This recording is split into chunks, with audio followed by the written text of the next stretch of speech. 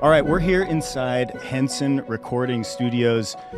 Special shout out to Ferrell and all the folks here at Henson for making this happen. Our guest today, oh my God, the crowd is going wild. 6-time Grammy winner, band leader of The Tonight Show and the legendary Roots crew.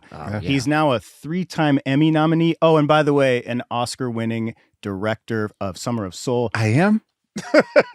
We're talking about Ahmir, Questlove, Thompson. This is such a treat to have you on the show, man, and have you out in LA. Thank you. Thank you for having me. Does it get tiring hearing Oscar-winning director?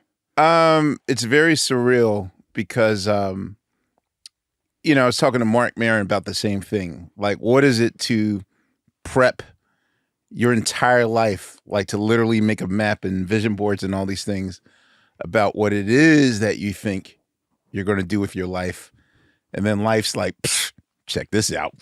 And shows you like, the Taj Mahal or whatever. So, this is year number 5 of I wonder what happens now, which I think maybe back in, 2008, 2009, like once the Roots got to their 20th and 25th anniversary, then I'm not saying it started to become old hat. Like I still love and cherish my life with the Roots, but I always wondered if is there ever going to come a time where like I might want to phone it in or that sort of thing. And now I feel like I have a new life. I feel like I'm on my 3rd record, like the same excitement. Like you wake up like this, and if you're waking up excited, especially in modern 2025 in America, and you're still excited and happy, then, something's going right. So the adrenaline is keeping you going. Yeah, it still is. Every day is a new adventure. I have to tell you, when I saw the open of Ladies and Gentlemen, 50 Years of SNL Music. Yes. That's like one of the greatest opens for any. There might be something else out there, but is that the greatest musical open ever created?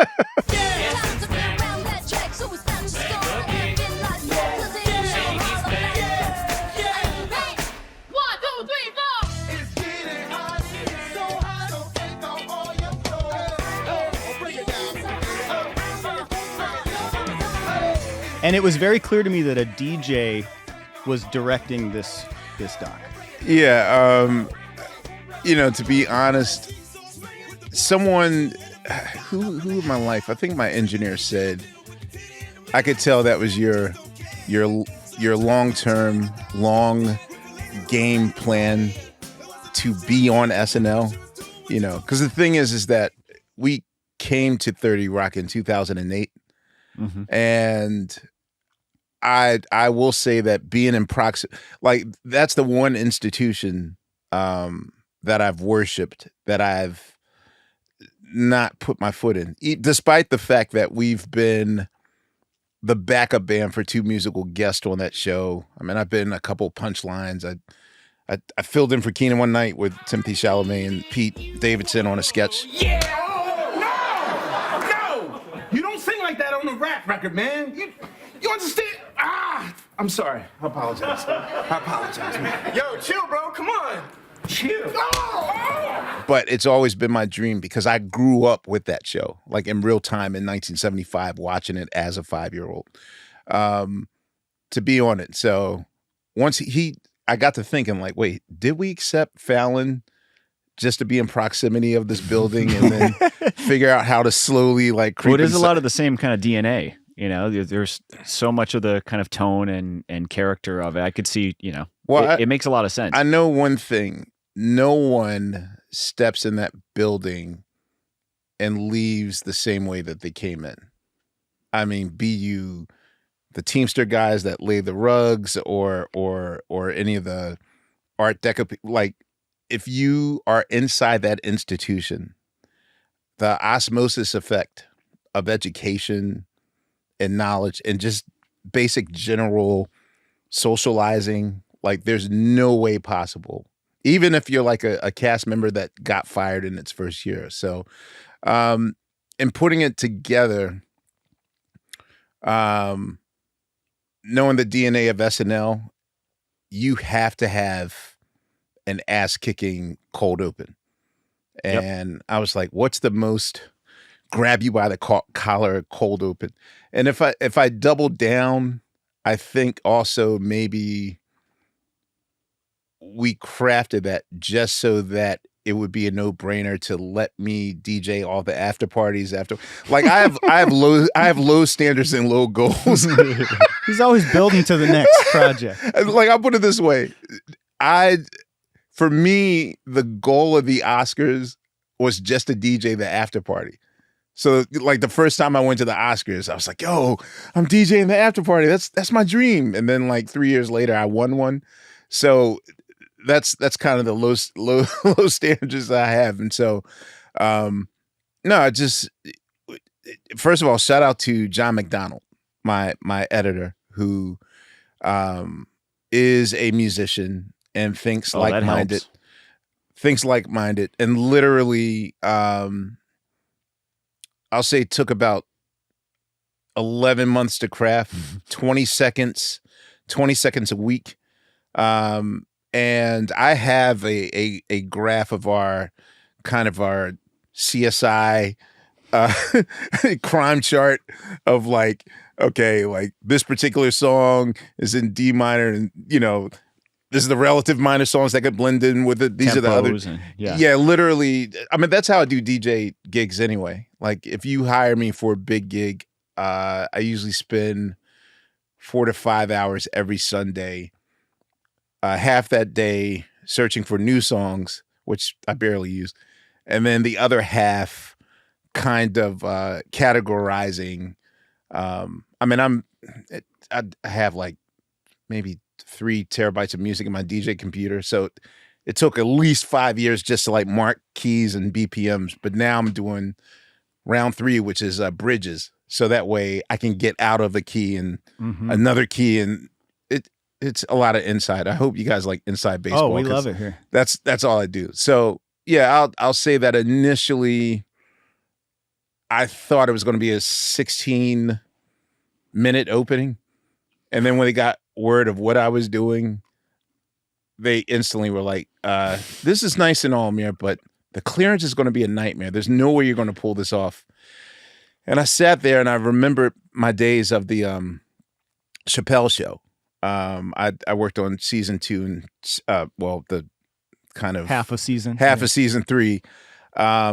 Neil Brennan and Dave hired me, and my primary job was I discovered that cutting the red tape, like you never go to a manager, never go to a lawyer, never go to a publisher, because they're thinking about their bottom line, which is cha-ching. You just go to the artist and be like, hey, if you could do me a solid, I appreciate it. And for a lot of this, once I had it in hand, then the hard part was in 4 weeks, I literally had to show Kiss many rings. I only lost one person. There was a really brilliant moment in which, during that James Brown, Lenny Kravitz moment, in which we could have put Luciano Pavarotti in there singing one note. Yeah.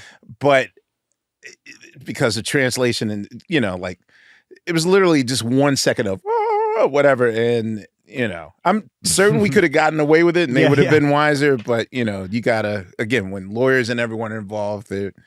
So, but for the most part, I just showed everyone, sent it to Phineas, and him and Billy cleared theirs, and, hit up Taylor, like, yo, can you clear this? And da-da-da-da. Like literally, I just went to, and that's the benefit of being in an institution for 16 years where relationships are everything. So this is a good spot for us to say this is Ahmir Questlove Thompson, and this is Score the Podcast.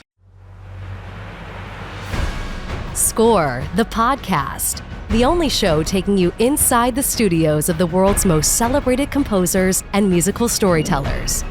Presented by Vienna Symphonic Library. Here are your hosts, Kenny Holmes and Matt Schrader. What's up, guys? I'm Kenny Holmes. I'm Matt Schrader. This is Score the Podcast, presented by Vienna Symphonic Library. More with Ahmir Questlove Thompson in just a second, but we want here in John Mayer's studio. That's right. This is pretty cool. Pretty sweet. It's like a slow dancing in a burning room. That's the only one the first one that came to mind. It's a little too slow. Okay. Before we get back to our interview, though, we want to remind you about our amazing sponsor, Vienna Symphonic Library. We've been telling you a bunch about Synchron Stage Reverb and some new updates. They have a light version now. Yep. Now available for free for you to play along with, kind of learn how some of that works. What it lets you do is place any audio signal anywhere within their historic recording stage. We're so many films and composers that we've interviewed on this show. Yeah. And all these great pieces of music have been recorded. You can do that on your computer right from home. And the light version, Synchron Stage Reverb Lite, is available now. You can go download it, plus start playing around and actually making music. Right on their website, vsl.co.at.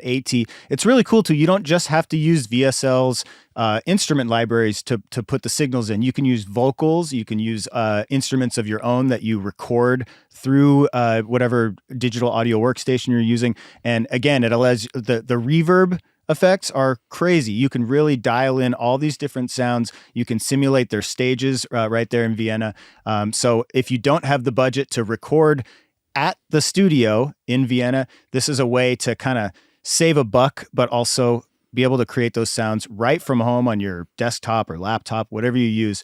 And hey, Synchron Stage Reverb Lite, you can get that right now. That's right. Start getting your hands on the actual music making for free. And you can do that at vsl.co.at. Now we'll get back to our interview with Ahmir Questlove Thompson.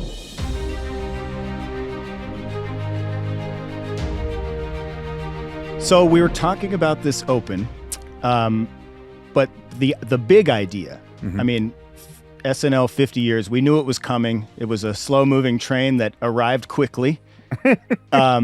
Was this something that you brought to Lorne? Did he bring it to you?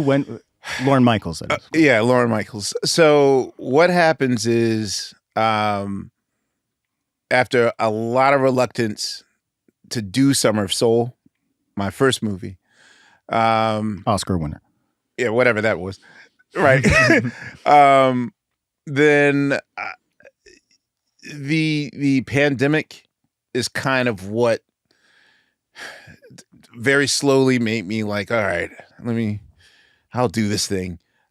Even though, like I was very slow to do this because it's like, wait, what's the catch? Why me? Like I was in that why me space.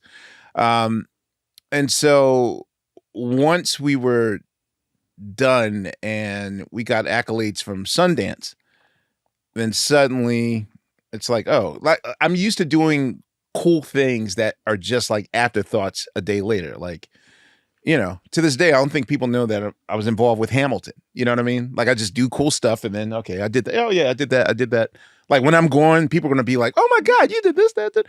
Right. But so I just thought that this film was going to be some other cool niche thing that I did. And then I'll do some interviews and then a month later, get back to the Roots record. That's like 10 years overdue.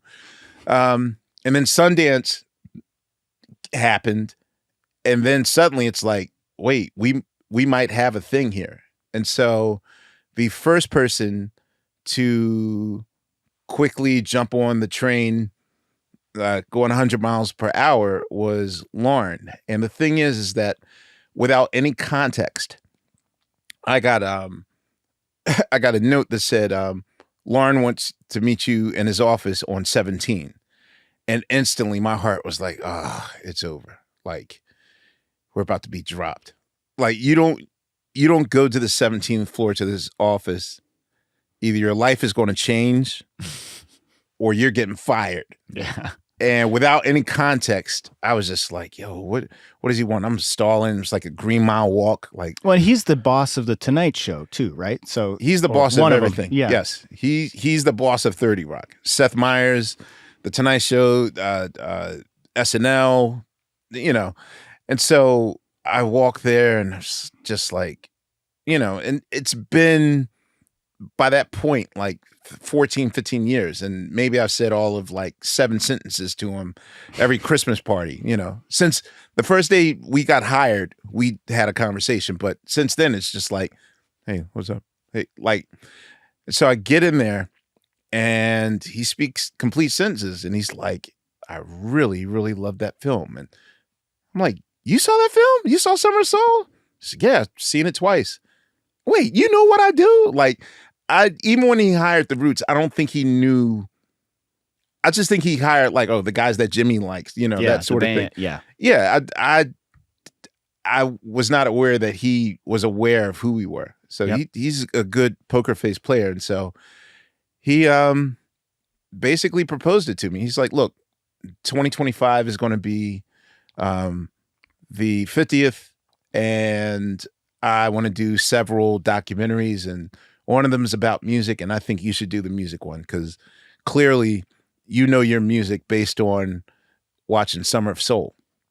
And then as I walked out, I was also, by the way, we'll probably also have like a concert celebration thing, either Radio City or Madison Square Garden. So, just a little extra side piece. And you guys, would you guys do that too? I'm like, sure. Like, I'm the king of like agreeing to something 4 or 5 years from now and just letting time go by. And then suddenly it's like, it all comes due. Right. Yeah. Where's my project? And so, knowing the main reason why I agreed to do it, was because of my Questlove privilege, which is acquiring artifacts and things that the average person can't get. Like owning all 1,400 episodes of Soul Train or Midnight Special or that sort of thing. SNL was like the hardest to penetrate, and so we have a data drive inside of NBC. So usually during my lunch breaks, I can on an NBC computer watch old episodes of SNL, the dress rehearsals and the complete show. Like, it's inside their drive. So I figured, okay, if I agree to do this, then that means I get to take the drive home and I don't have to come to work anymore for lunch. I can watch them all from my bedroom. So that was like my main motivation. So literally, I'll say that starting in maybe the first quarter of 2022, I pretty much averaged, maybe in weekdays, I could knock off 3 to 4 episodes a day. Weekends, I could do a good 8 episodes a day of SNL. Well, that's how I did Summer of Soul. Summer of Soul, I literally had, Prince taught me this. He's like, treat your TV as like an aquarium. Like, Prince would always have like either Finding Nemo or Black Orpheus playing on constant loop on all of his television screens. So I was like, I'll do the same thing. So Summer of Soul, I had all 40 hours playing on every television, 24/7, wake up, oh, that's cool, take a note, and then gather all my notes. So literally, I got through, I'll say like maybe in 2 years' time, I finally completed all 1,000+ episodes of SNL. I don't recommend. I was gonna say, we did a documentary on film music, and there's so much. And the first thing I thought when I watched this was, what a luxury and an absolute nightmare to have 900 episodes. Because then it's like, well, what do you put in? What do you leave out? And no matter what, you're going to forget someone's favorite, and they're going to give you shit for it at an event or something. So here's the deal. For the first 8 months, I was just going to do, I said, all right, 50th anniversary, I'll do the 50 best performances on SNL. And I'll take notes. And I had strict rules, like, the execution has to be perfect, So like so the Chili Peppers appearance for Blood Sugar Sex Magic album. That version of Under the Bridge has been heavily debated because Frusciante was not at his best playing guitar, and I'm being very careful with the words here, and especially his singing on Under the Bridge, a song that would have otherwise been an instant entry. And so I had strict rules, like sonically has to be perfect. I don't care if it's your favorite song. I don't care if it was the top 10 hit. If it's not a great performance or whatever. And so I had all these rules. And next thing I knew, I already had 80 songs, and it wasn't even 1993 yet. So I didn't even get to the 2000s and everything. So I was like, oh, that's not going to work. And then I was just like, all right, also in watching the episodes, I realized that there were way more iconic sketches with music. Yeah. You know, because I'm like, wait, there was one Weekend Update in which like Sandler was killing it, like better than any music performance. And I was like, well, I think people want to watch that as well. And then I thought, well, they're probably going to, there's 4 other documentaries. Like they're going to cover King Tut and, the Lunchroom Lady and like all these songs. And I don't know. So I just knocked the Jenga down and realized like, okay, let's take the top 50 songs performances out and let's just do an arc, tell an arc story. And so, but I didn't want it to be just a clip show. So there is an arc story in there, which is basically one, choosing the final stories that are going to be told, but also each story is a story of someone being presented with something and that person having fear. Eddie Murphy, like, I ain't doing that shit. Jimmy Fallon, I ain't doing that shit. Mm-hmm. Everyone's like, I'm not doing that, and then they have to be convinced to do it. They reluctantly come to the table, they do it, and then their life changes because then it becomes, like bigger than life. Yeah. And so that to me, I felt was finding 16 examples of that. I could have watched 8 more hours of this. I mean, it was that type of show where there's just little segments and you can break them out. You could just play that 10-minute clip on YouTube and it would be a standalone amazing piece. But then you were able to stitch them all together and find a through line. One other thing that I loved that you included, and we had Howard Shore on our show a few years ago, and in doing research for that, a lot of people don't. Now he's the Lord of the Rings guy. Most people don't know that he and Lorne go so far back, and he wrote the theme. But I love that you asked everyone to sing the theme, and it was so funny because as soon as they said it, I was like, "What is it? Why was that important to include?" My 2 favorite things, so when SNL's in season, my 2 favorite things in the world are, well, one, everyone else, all the others like celebrities and big wig people, they go to the green room. I want to sit in the audience. One, to watch SNL get made when the commercials happen. You've seen nothing like that in your life. Like just the scattering and it's this guy going to run into a cast member. And so that's one thing.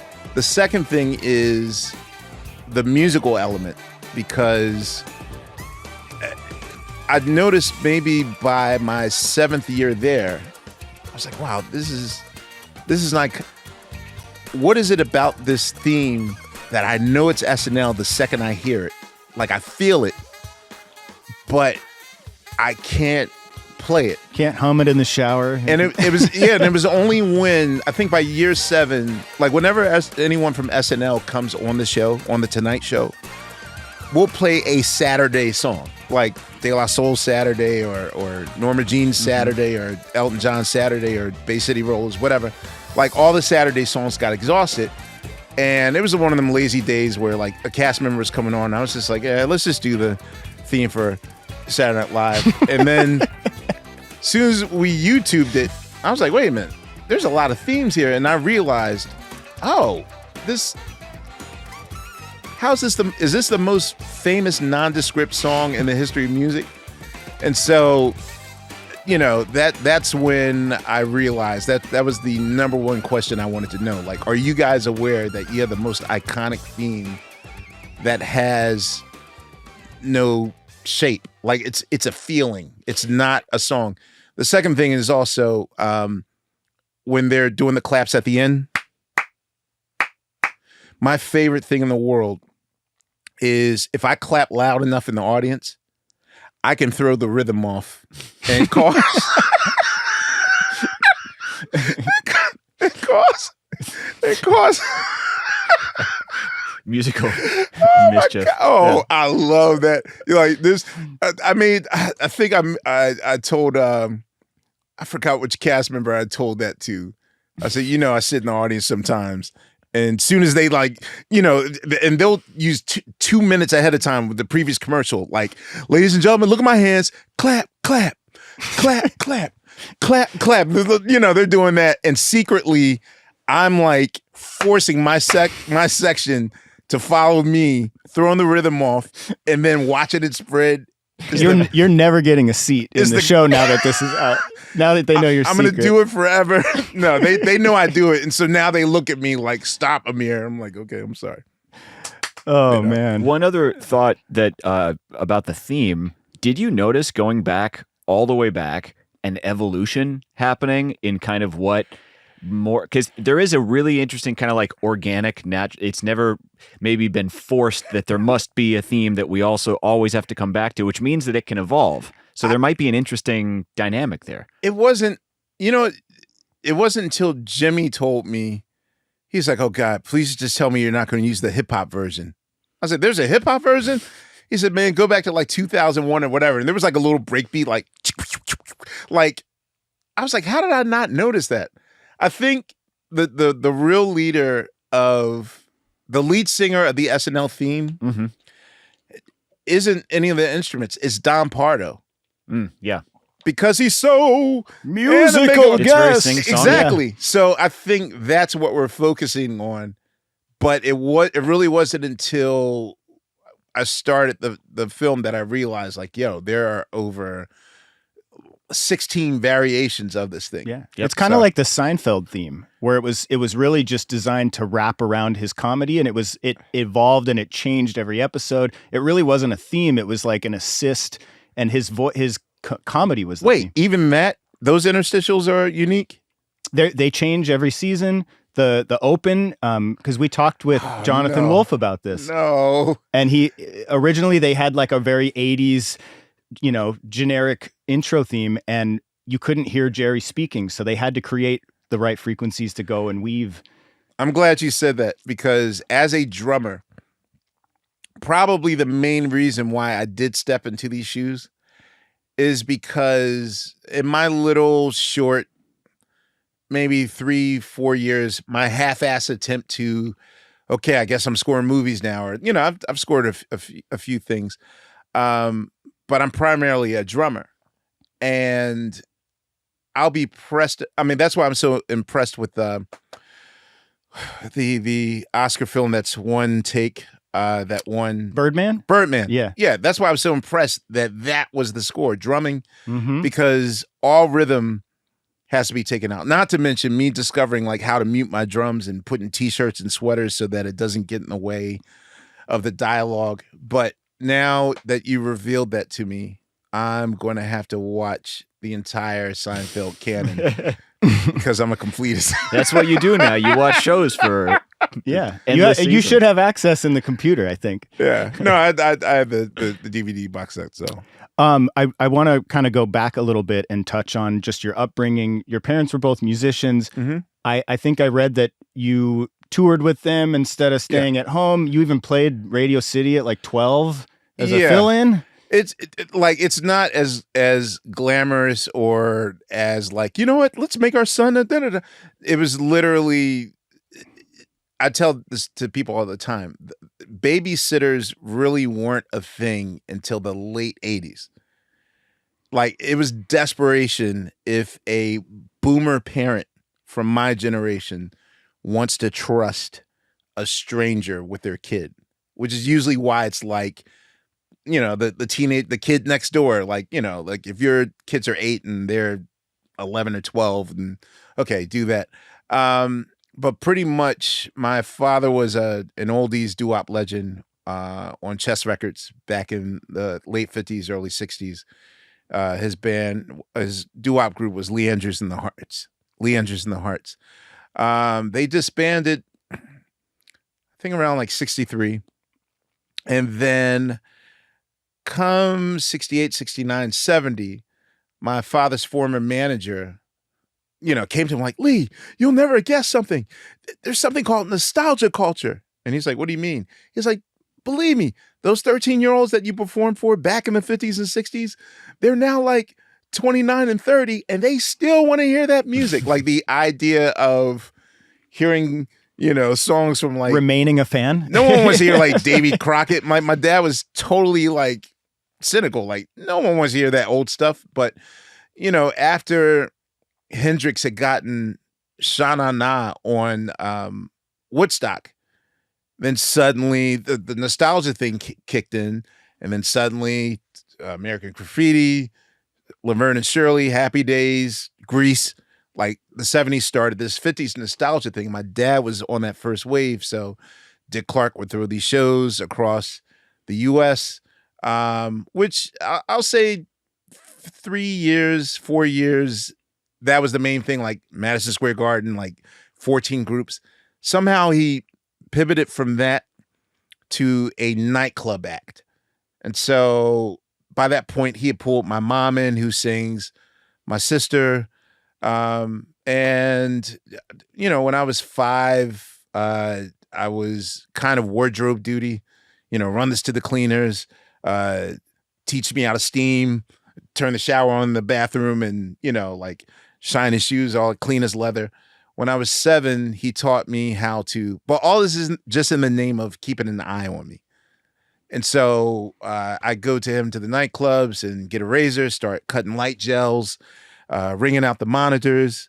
When I was 9, I was operating the lights and doing the sound. And it was total, like, scandal culture really wasn't a thing until like the whole shock of moral, like, no child should be in a nightclub. But no, before then, it was like farm work.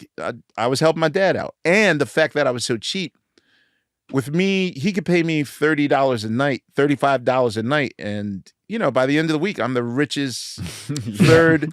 That's a lot of money and for fourth, that. Yeah, like I was making, I mean, that's why I have so many records. Literally, I think I was making, 1980, I was averaging maybe, I'll say like 250, 300 a week, which is kind of a lot for a 9-year-old. Killing it, yeah. And so, and then when my dad's drummer got in a motorcycle accident, hurt his arm, injured his arm, Dad was just like, well, all right, you're the band leader now, go play. And so I became his de facto band leader at 12, and then stayed there until basically the Roots. Like, my first gig was at Radio City. My last gig was at Madison Square Garden. That was 94. And then about a month later, the Roots had exiled. We pulled a Hendrix and moved to Europe for like 2 years to make it. But that's where it really took off, right? Pretty much. We did the same thing Jimi Hendrix did. Like, we moved to Europe. You know, dude, another unheard of group, Backstreet Boys and NSYNC, also had to go to Europe, and we'd seen them like at the same festivals. We discovered there were festivals over there. So, you know, cut your teeth there, and then you come back to the States after you go to the gym for a while, and then that's what it is. But I'll say that probably the coolest thing about being a nightclub kid was that I was also a midnight, 1 a.m., 3 a.m. kid. And so they would have me, they didn't allow me to watch television, but I could watch music shows. So even on nights in which we weren't working, they would wake me up at 12:30 to watch Soul Train, which for some reason Soul Train would come on 1 a.m. in Philly. Everywhere else it's like 12 in the afternoon, clean your house to Soul Train. But in Philly, it would come on at 1 a.m. So they wake me up at 12:30. And that's when Weekend Update is over. At least in the 70s, the format was Weekend Update's over at 12:30. They do the Jim Henson Muppet thing. And then the musical guest does their 2 songs. Then Soul Train comes on, and then 2 a.m. It's over, go back to bed, get up for church. So that was pretty much my routine from 75 on. And so that's really why I was invested in the world of SNL, because like I grew up with it, like almost like a sibling. Yeah, absolutely. And you met Tariq in high school. Yes, Tariq and I met at the Philadelphia High School Creative and Performing Arts. That was I had gone to private school before the 11th grade all my life. There was also a private version of performing arts that was like my 1st through 7th grade experience. I begged to go to the public one because there was no more performing arts after like 7th grade. And it was very much like what you think Fame or High School High was. Like my first day of school, like me looking up like you know, like Annie looking up at Daddy Warbucks' mansion, like, you know, kids breaking out in the song and jazz hands, and you go in the lunchroom and literally, you know, that whole Clueless thing, like, oh, the goth kids are over there and da-da-da, da-da-da. Right, yeah. So Tariq was all the thug cats were graffiti artists, and Philadelphia had such a harsh anti-graffiti policy. If you ever got caught doing graffiti, you had to spend like 200 hours restoring walls with paint, and then also your punishment was like, let's do respectable art. And so they would do murals instead of graffiti. Yeah. Let's do real art. And so I guess Tariq's supervisor, he got caught like at 11 doing graffiti. It's like, oh, you have an eye for talent. So basically that places Tariq in performing arts, places me in performing arts. And he was a 9th grader. I was 11th grader, first day of school. Tariq gets suspended. He says it's maybe the first week of school. I say it's the first day of school. But in a total Tariq story, it's like messing with some girl in the bathroom or whatever. He gets suspended his first day.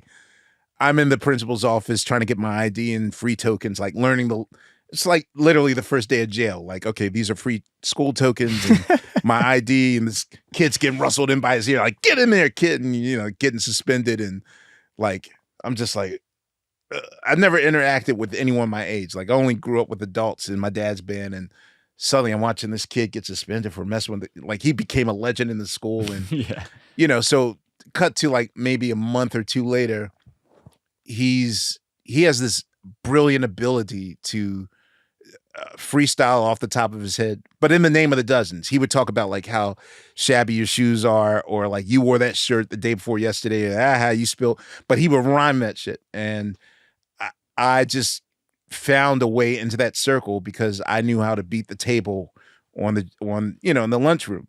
And so otherwise I was a dweeb, but as long as I was drumming, I was allowed to be in that circle. And so one day I lied to a girl about having a band, and one of her girlfriends, she was unimpressed, but her girlfriend was like, you got a band with who?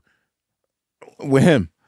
And literally Tariq's like walking by, and, you know, and then I thought that was it. And then maybe like 2 periods later, like, I better cover my lies. So I like ran upstairs. Yeah. If someone if anyone asks, yeah. Right. If someone asks you, we're a band. He was just like, okay. And then now I'm here talking about. That's how is most lying bands or start. manifesting. Yeah. Is most bands start that way. Right. So that's how it starts. And you know, most people point to the Roots breakout with "You Got Me." Yeah.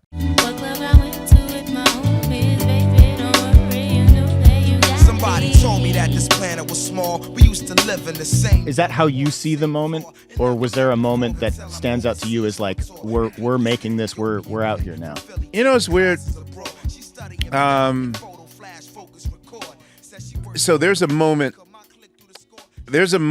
where I'm prepared to do what my dad wants me to do. My dad wants me to go to Curtis in Philly, or to go to Juilliard, or to go to the New School. And he's respectability politics. He, you know, to study classical music or jazz music, something respectable. And I'm not telling him about the Roots at all. Like, you know, he's that thug Tariq. Is that who you hanging out with? So, they didn't like Tariq? I mean, they were just, again, safety was all my parents wanted. Safety. I grew up in the crack 80s.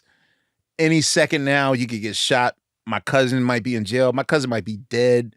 So anything adjacent to my non-safety, my dad's not with. So when I came home from my Juilliard audition, some girl had mistaken me for this guy in a Spike Lee commercial. And in kind of that Grey Poupon, Dumb and Dumber way, like, excuse me, are you the guy from the Spike Lee Levi's commercial? And I was like, no. And she's like, oh, okay. And she walks away all sultry, and Tariq's like, you asshole, you could have. And literally the next day that commercial comes on. Hi, Why'd you start playing the drums on a bucket? Well, I ain't have nothing else to do, so I just started banging. We kind of had that eureka moment, like, wait, why don't we just do that? He was busking with drumsticks. Cut to us busking on South Street in Philly just to see if we could do it. Like for tips or something? Or were you just like street performing? I think we were just trying to get girls' numbers. You know what I mean? And the thing is, if we made $120 in 3 hours. If we don't make $120, we're not going to do it again next week. Sure. If it was just like $30, it's just like, oh, man, that time we did that? Yeah, that was cool that one time. Right. And so because of that, it was like, oh, we got to do it again and again and again. And eventually we started using our real instruments.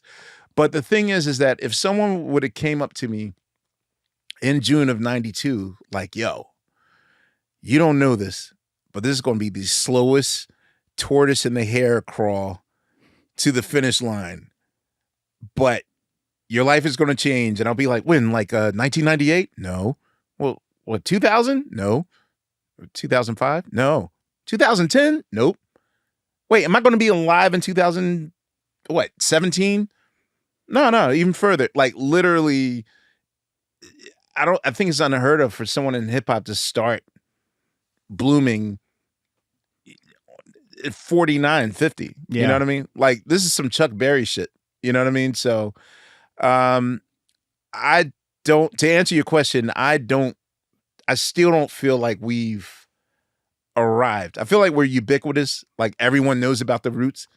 And I feel like in general, it's like, oh, positive things about the Roots. Yeah, those guys are good. And yeah, there are people that see like 7-second, 8-second interstitials of us on the Tonight Show and like, oh, those guys are great. But I still don't feel like people have absorbed us, which is kind of why when we did the SNL Radio City Homecoming Concert, my main reason for agreeing to that, which no one in their right mind would agree to learn 30 songs by, and in that world, something can happen literally 8th, 11th hour and you got seconds to learn something. Yeah. But I felt like this is going to be the first time that this world we've been into for 16 years truly knows who the Roots are. Mm-hmm. And I was right, because literally at the end, like I could see Sandler's head, like looking at Eddie Vedder and us like, yo, they're nailing this shit. Like we're shapeshifters. So I don't feel like we arrived, even though, yes, technically the Things Fall Apart album is our breakthrough. Jump off point. Yeah. Yes. Is that moment. You've said that it's a dream of yours to play SNL as the guest. Yes. It feels, now maybe I'm just manifesting here, but it feels like all it would take for that to happen now is for you to release a new album. Are you familiar with the word? Are you familiar with the word Chinese democracy? Explain. So when we signed to Geffen Records, Nirvana had made the combination of Nirvana and Aerosmith and Guns N' Roses was in the billions back in like 91, 92. So when we got our deal, they had money to burn. But it was obvious that Guns N' Roses wasn't going to have a follow-up to Use Your Illusion albums anytime soon. And so there was always a note like Chinese Democracy by Guns N' Roses coming, fall 1994, and then the 96. Okay, 2000, 2005. Like literally it took, I think, 21 years for that follow-up record to happen. People don't even know that Guns N' Roses did a follow-up album. So it's taken us 10 years to make this follow-up record, mainly because Richard Nichols, our George Martin, our Peter, what's Zeppelin's manager? Peter, I'm forgetting right now. Yeah. Our fifth Beatle, Richard Nichols, he passed away in 2014. So this will actually mark the first time in which both Tariq and I have always been used to just being in the passenger seat or in the back seat and having Rich drive, meaning like communicate to Rich, like, I don't like the chorus he wrote, so tell him to write something else. And like literally we would just communicate passive aggressively through him, and he would smooth things over. And now that he's not here, Reek and I had to go through tons of therapy and like literally like Metallica is some kind of monster way, and take matters in our own hands. But also, I'll just generally say that being at the Tonight Show, and also me probably clocking in, I mean, I did it for a year. I won't say it was 10,000 hours, but I'll say that I did a lot of DJing in the pandemic, but not the DJing as in the pressure to make people dance, but like I had to play, you know, when Ruth Bader Ginsburg died, I was like, okay, I'm gonna do 3 hours of Radiohead. So somehow I had a crash course or an introductory course on how to write music. I never, even though I've been in music, even though I'm associated with a lot of iconic, you know, work, I will probably say that I knew nothing about the craft of recording or not recording, but just songwriting, like what makes it work, you know, because half the time we'll look at name pop artists here and we'll have a joke or two or scoff at it. And if your music stop, like, whoa, why are they so important? Da, da, da, da, da. Now I know the science of why this works. Like, oh, the repetition of this word or this song or this chord or the Sam Smith stay with me thing of like, yeah, like I never realized the science of it. But I will say that working at the Tonight Show and being forced to write like micro themes and micro songs is one of the best exercises for any songwriter. So if anything, because of that enlightenment and that education, this Roots album sounded like no other Roots album before it. And I think it's almost, it would feel jarring. Like it was too perfect. So there was maybe there was a 2-year period where I was trying to undo it and loosen it up a like, little wait a bit. minute, Amir, that was a perfectly good chorus. Why would you do that? You know, but there's also like psychological fear and all that stuff of like, people are going to be really thrown off if we were this underground rap group and suddenly like we just turned into this perfect songwriting machine. So I now have an agreement that come November, no more new songs, because literally every day I'm waking up to, oh my God, I got an even better idea, even better, you know, so I'm that person. So November is the hard date for that new is songs. the hard date for me to turn the record in. Now, you know, after that, I will let it go out to sea, you know. Is there anybody that you can say who might be featured on it that would be surprising? Or not surprising? Well, not surprised. I think we work with everyone. I know that the Benny the Butcher song from Griselda is still on there. Sid from The Internet, her song's still on there. Everyone and their mom has been kind of working with us, but I don't know what the final configuration is. Yeah. That's exciting. But probably will be next year, it sounds like. Yeah. It has to be the top of next year. Like we've been allowed to sort of coexist smooth sailing for like 10 years. But now it's getting kind of scary on the touring circuit. I'll just leave it at that. Like, you know, I've had a few moments just like, ladies and gentlemen, the Roots. It's like, oh shit, I need a hit. Not to mention, I had a situation. The Weeknd invited me to his show, and I went there, and these kids went up to me, and you know, I was expecting like, oh, Tonight Show, whatever, and they hit me with, "Yo, you're the guy." I was like, "Yeah, you're the guy on the Timothy Chalamet, Pete Davidson sketch, right?" And I was like, "Yeah, that's me." It's like, "Oh, cool, man, thanks." And I was like, I looked at my girlfriend like, "Yo, I need a hit quick. Like, we need a new album like yesterday." Like, because previously before that, we were the I love your song on Yo Gabba Gabba. Like we're all things to all people. And so, it is frustrating to have this new lease on life. Be it Oscar or Yo Gabba Gabba.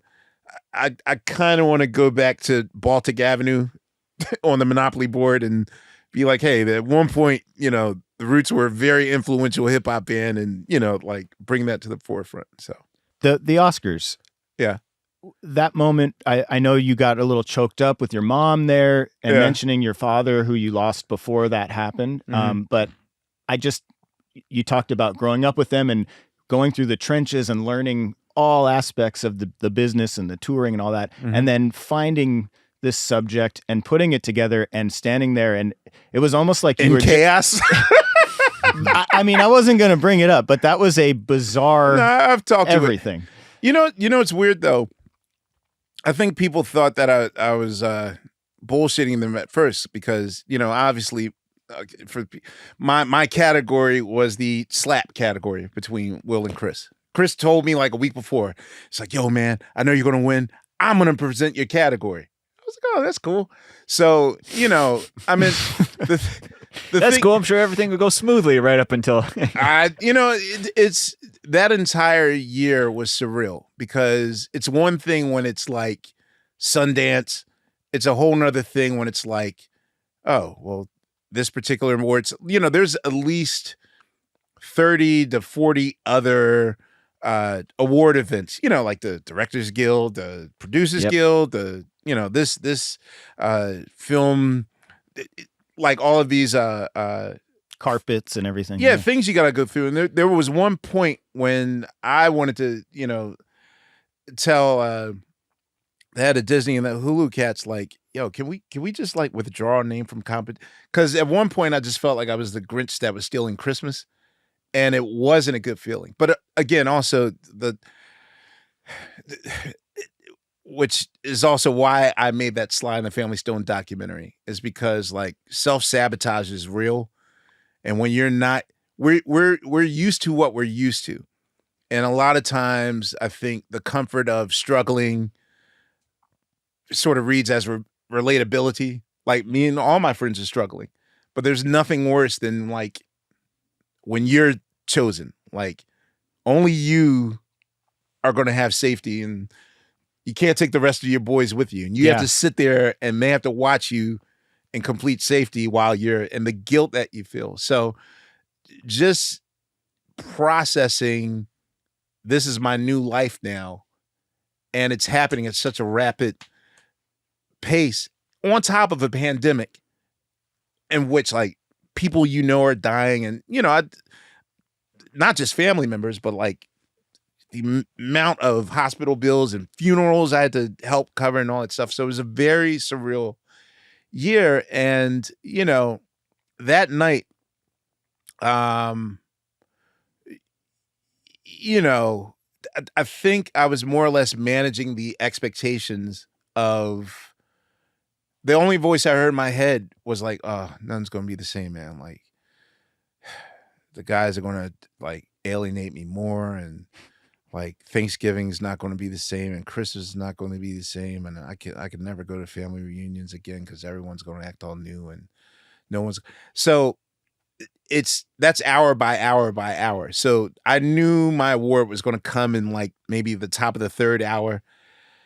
And so when Chris finally walks on stage, then all of that just started getting more amplified. And so I literally wasn't in my head, even when Chris is talking. Like, I'm just sitting there like, first of all, you got to remember the names. Like, okay, I got to remember, Hulu, the Onyx people, the Disney president, my editor, fucking mouth.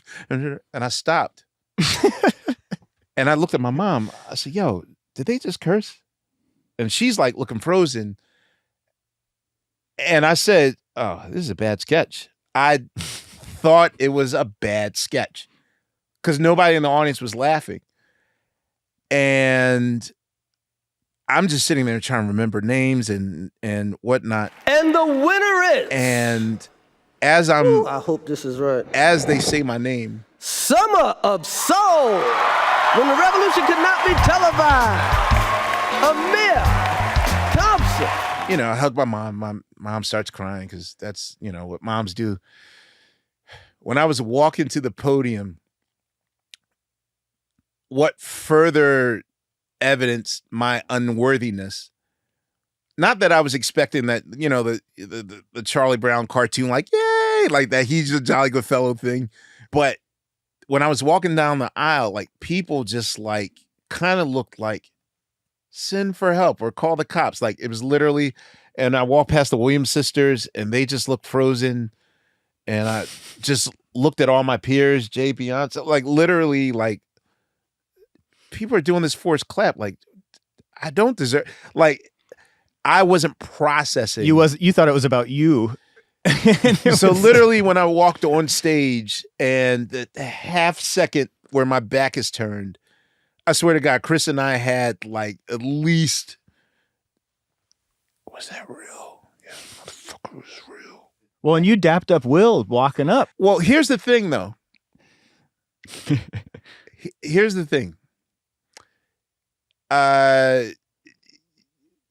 We were silently accountability partners. Maybe 5 months before, I had read his memoir, and by that point, I'd never read a memoir by a Black person that was that vulnerable, especially from hip hop. It's supposed to be like, you know, and then we came up and da da da da, and then we, you know, I did this achievement and that achievement, and then da da da da da, the end. And so we kind of had there was a kind of a starting in October, an accountability partner thing, like where both of us were afraid. Like I needed one person that knew what it felt like to literally wake up every day scared out of your mind because why is this happening? Why is all this happening? Why is all this good stuff happening? Like how the hell does Spielberg have my number? Like I never gave him my number. Like what does he want? And da da da. So literally we were even kind of 10 minutes before it all happened. It was sort of like, hey, how you feeling right now? And he had his own concerns about like, oh, this is the first time that I'm out in public. And so he was already on edge about like just being out there because he had a crazy year as well. Sure. And so I wasn't in my right mind. In my mind, it was still like literally the last week before, it was sort of like, nah, man, like, dude, I've seen that movie 12 times. You're definitely going to get that award. Da, da, da, da. So we're just dapping each other up. So that's what that moment was. I now realize it looks like, oh, you're dapping up the person that just frightened the whole room. Yeah, you had no clue. But I literally, when I walked on stage, that's when I realized that was, because who would have that happen at that moment? So it had to be a poorly executed sketch, right? Right? Tell me that's what it was. It's just such a crazy story. But it also, took. But I'll say that it took. I never had a like, you know, people thought like, oh man, your thunder was stolen and da da da da da. And, you know, I've gone on record to say that my ex-girlfriend said at the end of the night when we were back at the hotel room, she said, congratulations, like you got exactly. This night went exactly how you wanted it to go. And I'm like, what do you mean? And she said, you've been so shit afraid of your shadow and stepping up to a level without your community, without your crew, where you've been so afraid to just stand and own yourself and your light on your own, that you actually said to the universe, like, universe, if there's a quiet way I can win this award and not make people upset by my success, what's the quietest way I can win this award and no one acknowledge it? And literally, it's like when that moment happened, everyone of course, got on their phones. Commercial's over. Okay, what did I miss? Yeah. And so I'll say that like 70 to 80% of the world was unaware that was, that was my moment because they were all like engaged on. For sure. So I want to wrap up a little bit, but I just wanted to ask you about the Aristocats. Yes. Is that something that, where are we with that? Okay, so once Disney had their third president, usually when a new administration comes in, no matter what, we get a little reshuffle. They're going to reshuffle, and the first time, this is the third time in which like a new administration came in, and then it's like, okay, this is what I plan to do, and do the song and dance, and here's some of the music examples, and there's some team I'm working with, and then they had another administration shuffle, and it was like, okay, well, all right, so, and by the third time, I was just like, maybe this isn't meant for me, so. Because there's also at least like right now, there's so much options I have. Yes. And pickings that it wasn't. I mean, I would have loved to have done that project, but there's like 20 others that I can get to. So, and some of those things get hung up for years and years and years anyway. Yeah. What I don't do is I don't make announcements until it's ready, but there's literally 4 other films. I'll be working till 2029, 2030. So just wasn't meant to happen. Maybe it'll happen in the future, but I do want to ask you, just because of the venue that we're in, this is kind of your home base for LA. We're here in this is John Mayer's studio, which is incredible. And it's funny because you were mentioning some kids coming up to you and noticing you. My first time hearing your name separately associated with the Roots was on Chappelle Show. Yeah. I don't think it's so much that white people can't dance. It's just that they like certain musical instruments. Oh my gosh. I have never seen anything like this, folks. Now, right now, me and John are in a barber shop in Harlem. Let's see how electric guitar works on them. Okay, go. Hey, yo! Shut the up! It was actually even like a grand, like he pulled a blanket off of you. And the afro was still intact. And revealed you. Let's see how the blacks respond to drums.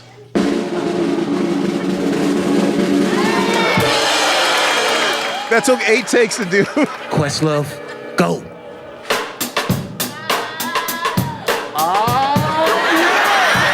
Were you and John tight before that? That was okay. So John had mentioned him being a fan of the Roots in a Rolling Stone article, and then I believe this might be the year that what was Nori's year?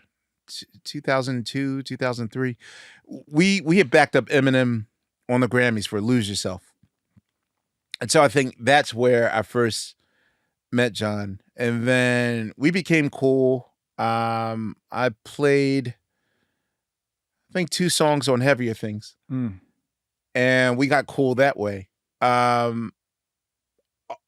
like, I mean, we weren't like texting buddy cool of that level. But by the time of Chappelle Show, we definitely gotten cooler than that, and all I remember about the day, that was one of the coldest days in history. Like when they're outside doing the thing for the cops, no exaggeration. Like I believe it had to have been, look at John's face. Like it had to have been at least 2 degrees, 2 degrees. Yeah. That was one, that was my birthday. 2, it was Martin Luther King Day. And I remember having to give up floor seats to the Knicks to do that bit, but having worked on that show, and believe it or not, each episode was almost like ready to go, like week by week. It wasn't like you shoot a bunch of episodes and then you turn it into like South Park or something. It's exactly like literally the just off the high of the Rick James and the Prince. So I already known that season 2 of Chappelle Show was Thriller level.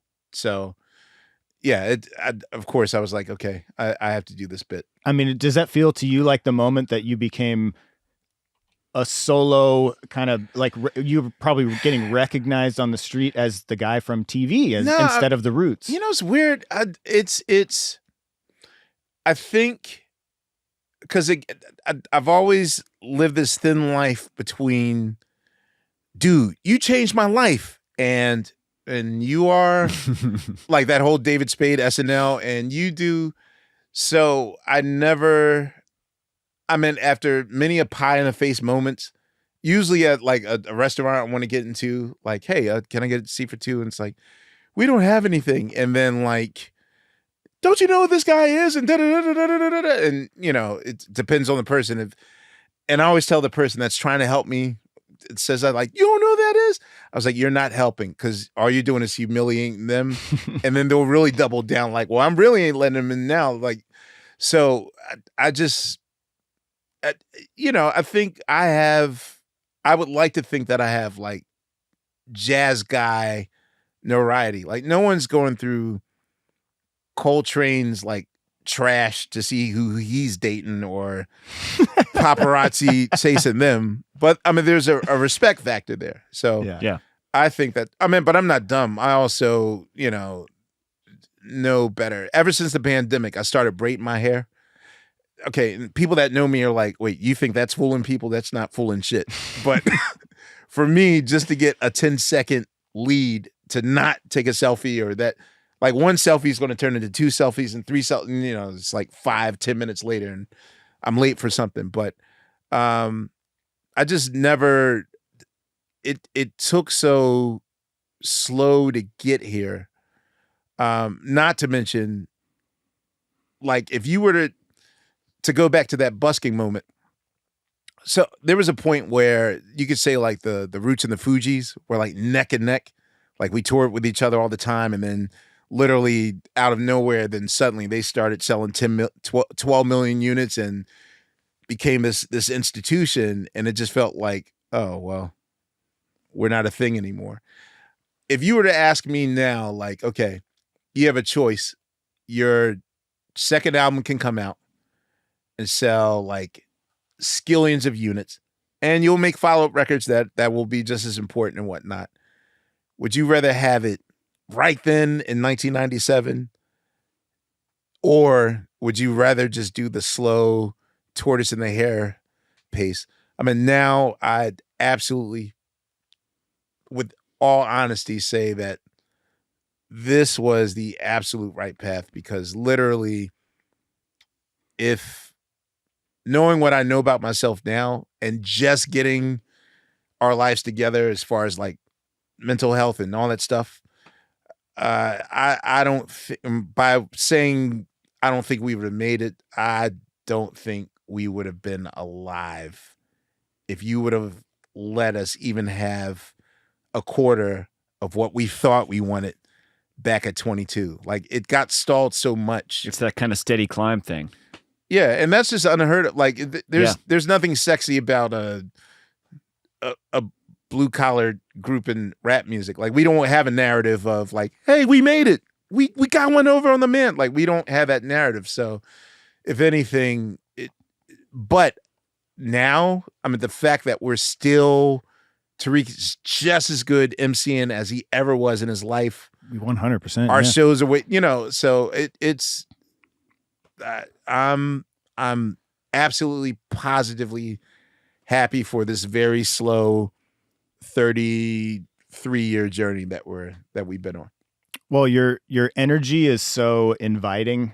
Thank you. I mean, it feels like I've known you for years, sitting here chatting with you, and it's no surprise that you can pull off the SNL Homecoming Concert. I'm sure funny enough, we're sitting in the studio that We Are the World was done, but yes, watching that felt like a live We Are the World. And I just couldn't help but think about all the managing of egos and time. And I know you've done the Grammys and other things like that. They're all very professional. I'll say that for the most part, we were smart enough to have an airtight system in which each artist got a half hour with us.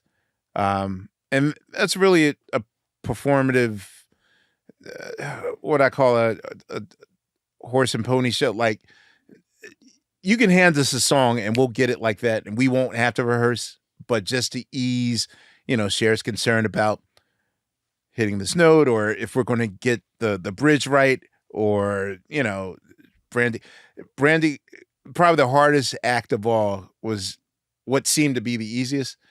Brandy Carlisle has a kind of Whitney Houston-esque one floor tom, and I will always love you.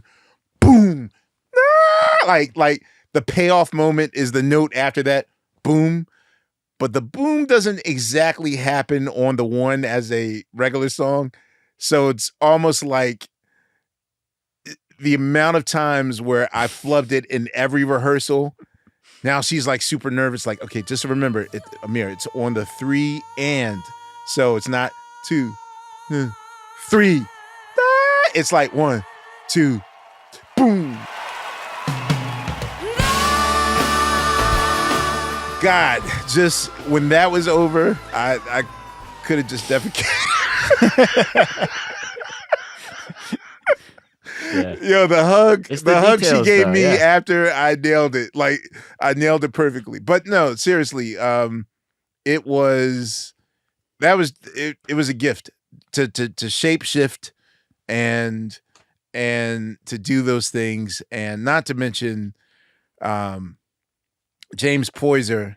The one thing we didn't plan on was the Will Ferrell, Anna Gaskire, like the bit they do when he plays piano. And I saw the most genius shit in my life, where 11th hour, the writers were like, we need a more contemporary reference. And someone said, well, what about Not Like Us? Now, if it's on the Tonight Show, I know when a suggestion's going to be they're going to nail it in 20 seconds versus lunch hour is going to be spent. Yeah. All right. Yeah. All right. Lunch. We'll come back and we'll rehearse it and rehearse until you get it. And so Will's like, okay, this is, give me 20 minutes. And he takes his phone, his headphones, and he goes into this quiet closet at Radio City. And instantly I'm like, oh God, we're going to be here all night, aren't we? Like, he's not going to nail. Like, I can't even recite Kendrick's first verse on that. Right. You know how intricate Kendrick is. Yo, this motherfucker came out the closet and nailed that first verse. Like it was nothing. Become a the only one to get your hand-me-down. Everybody at the party playing those sound. Got weird playing here round. Certified lover boy, certified pedophile. Wop, wop, wop, wop, wop, wop, fuck 'em. Wop, wop, wop, wop, wop. I'ma do myself. Why you throw it like a bitch? Ain't you tired? Try circa chord and it's probably A minor. And afterward, I was like, yo, how did you never, he's like, well, I've heard it twice, but I said, but how did you know exactly like the intonations and wop, wop, wop, wop, wop, I'm gonna do my stuff. Like, how did you? And he says, and that's when he says, well, he said, you of all people should know, like, comedy and music are this same, it's rhythms and patterns. They not like us. They not like us.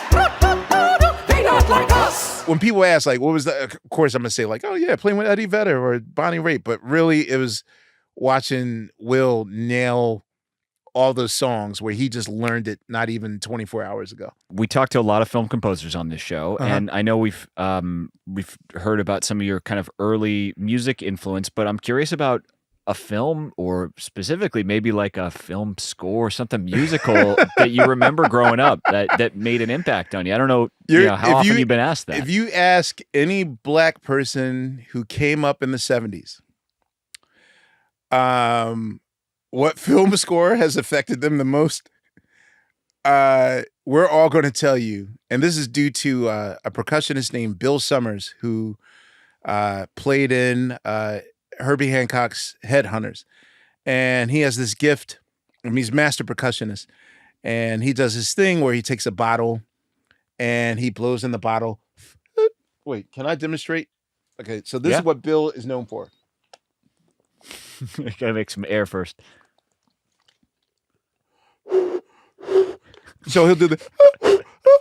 If you listen to Herbie Hancock's Watermelon Man, it's like blow, hum, blow, hum, blow, hum, blow, hum. And he does this thing in The Wiz. So whenever these evil characters, these scary evil characters in The Wiz come up, there's this thing where when you hear that, that's the Friday the 13th. Mm-hmm.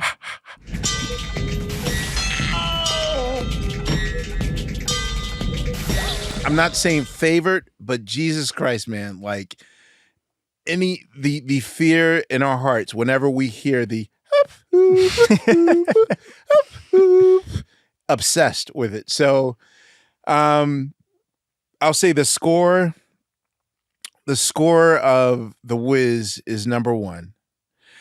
You know what movie really doesn't, I think it's so effortlessly musical that it never gets mentioned. Mm-hmm. People really have to understand, and I know when we're looking at Prince, it's almost to a level like, yeah, well, of course he's a genius. Like you just take it for granted. So it's like watching Steph Curry shoot from half court. Like, by contractually he's supposed to go in the net. Yeah. But for me, there's a moment that really, to me, inspired my SNL opening. So the very last note of Baby I'm a Star, he does something so sick and genius the second the credits come on that it's blinking, you missed it. He does a rhythm. So the rhythm is boom, ga, boom, boom, ga, boom, ga, boom, ga. Let's Go Crazy. But what he does is he takes for every kick and snare, every song that's in the movie. So the kick from Let's Go Crazy, the snare from Take Me With You, the kick from The Beautiful Ones, the kick from Jungle Love, the kick from The Beautiful Ones, the kick from Sex Shooter, the snare from, like, literally every song that's in there. And this is before Pro Tools.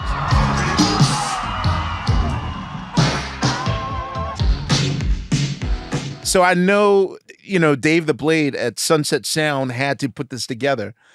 So I would be so obsessed with how he put a rhythm together based on, it's like the most clever recap of what we just saw. And again, it's only 3 seconds, but I would just rewind over again. Let me say my last unheralded champion.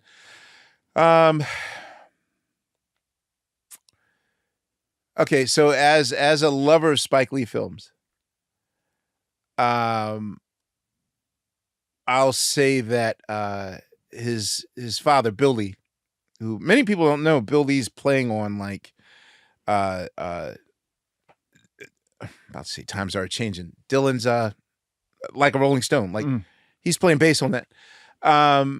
Bill Lee's score of Spike's films to me is something that just it's my John Williams. Yep. You know what I mean? Yep. And of course, yes, all the Captain Obvious stuff. Like we all grew up under John. Like of course we all those things. And as a hip hop sampler, like half that stuff is like Library Records. Yep. Yeah. Duvall, like all those things. Like, of course, that's Captain Obvious. But I discovered that stuff kind of post roots, like record collecting. But I will say that Bill Lee's score on Spike's films to me is that's my third one. Yep. I just want to again reference that we're here inside Henson, this amazing space. Just if you could briefly sum up why you like coming here.